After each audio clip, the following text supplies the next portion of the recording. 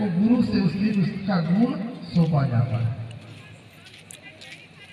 लेकिन दीपावली के दिन गौ की पूजा लिखती है शास्त्रों में कि उस दिन आप उपवास रहेंगे।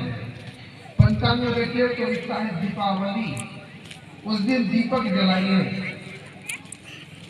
और उससे पहले तिथि 13 को धनतेरस कहा जाता है, छोटा दीपावली।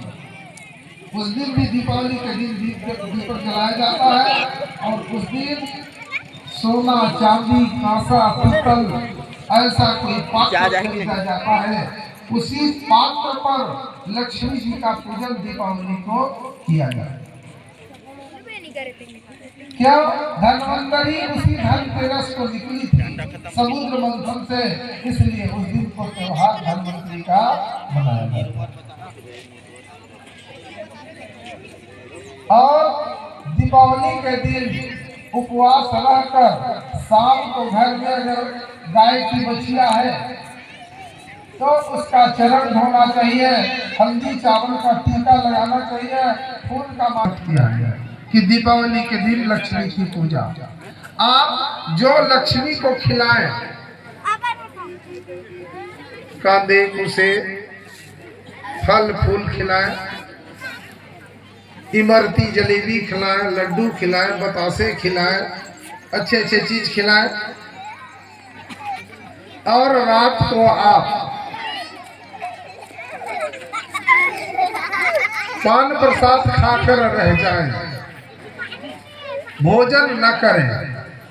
सुबह लिखता है कार्तिक शुक्ल पर कोठा के द्वार पर आप लोग बनाते होंगे ऐसा पर्वत, रुई चिपकाते हैं, वो क्या है? गोवर्धन पर्वत है,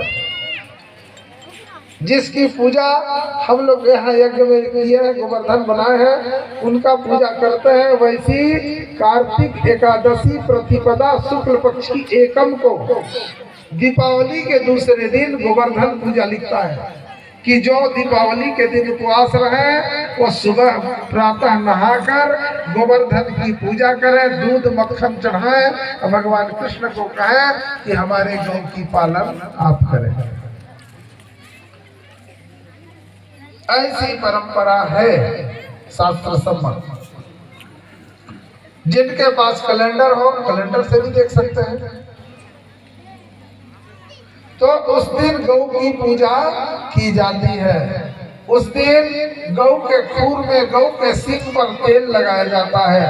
नियम कहता है कि सारे गौ उस दिन धोना चाहिए, उनको अच्छे साफ करना चाहिए और उनको अच्छा भोजन कराना चाहिए।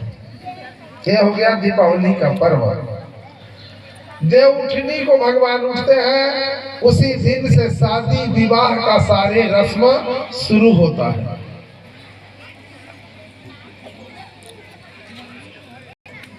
अब जो है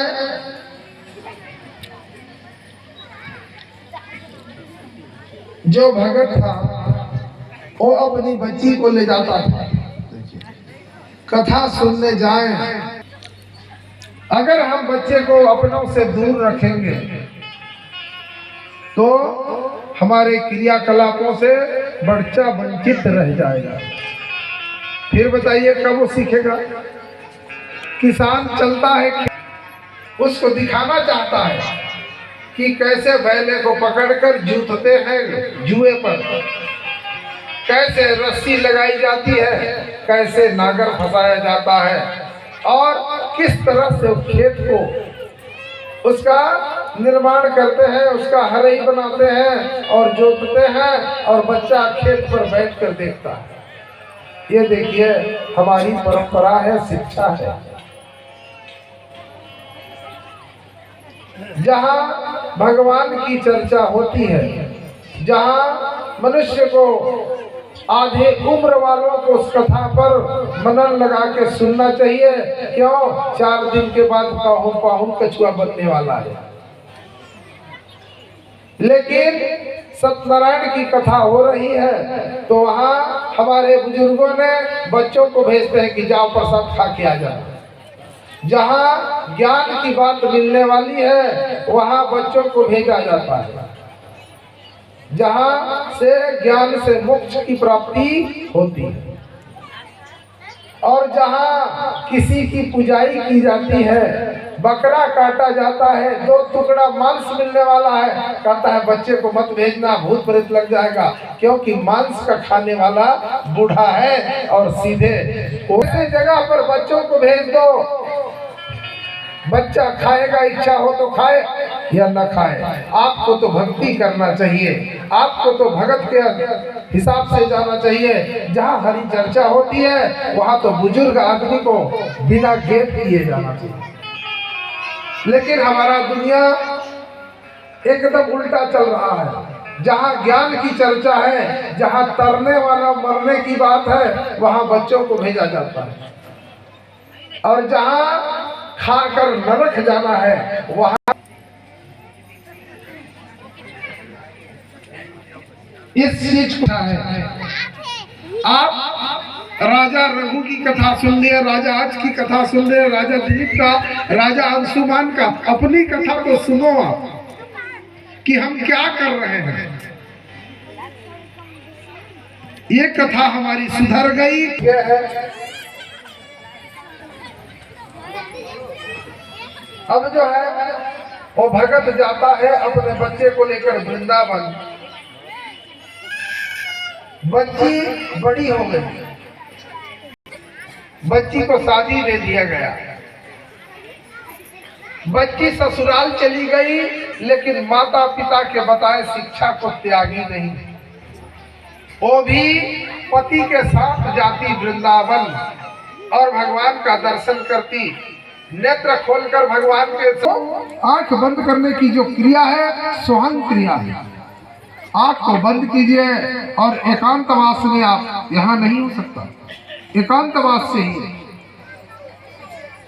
किसी की वार्तालाप, किसी का कोई शोरगुल नहीं, शांतचित्त।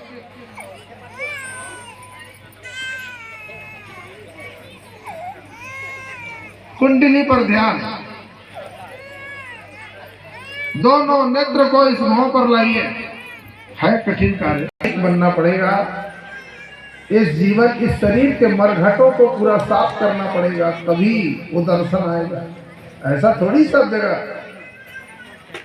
देखिए खदान कहते हैं, इस शरीर को काहे का खदान कहे बताइए?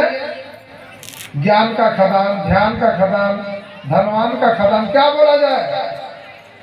नाक को दबा के देखिए तो गंदगी निकलता है, कान को घुमा के देखिए तो गंदगी निकलता है, मूत्र करते हैं तो गंदगी है, शौच करते हैं तो गंदगी है। क्या कहा जाए शरीर को?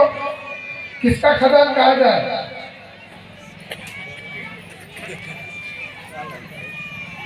उस जन्म से सिद्ध नहीं होता। जितने मंत्र बने हैं सब मंत्रों में ताला लगा है,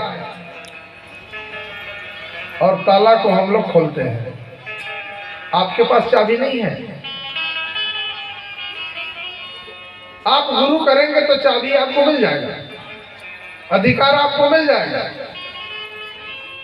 आम आदमी को चाबी नहीं मिलता, लेकिन स्कूल का चाबी है और मंत्र मार दिया जाए स्वर्ग लोग चला जाए। मंत्र में इतनी बड़ी शक्ति है, लेकिन कोई भक्त को ऐसा किया जा सकता है। निगुड़ा आदमी का ऐसा व्यवस्था नहीं।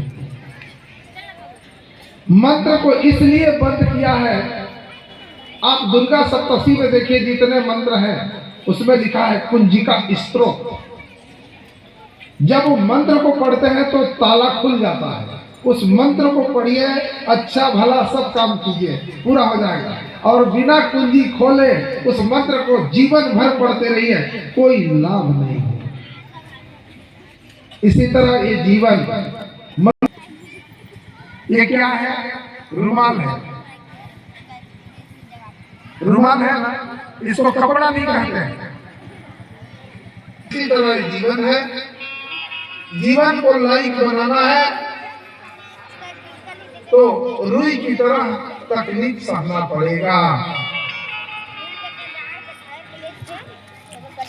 अब लड़की ससुराल चली गई, पति के साथ जाती वृंदावन, भगवान का भजन करती आती। उसका भी जीवन बीतने लगा।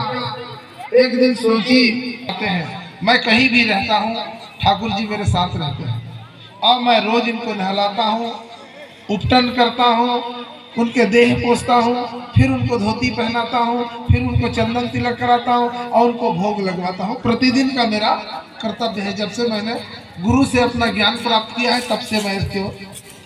इसी तरह वो लड़की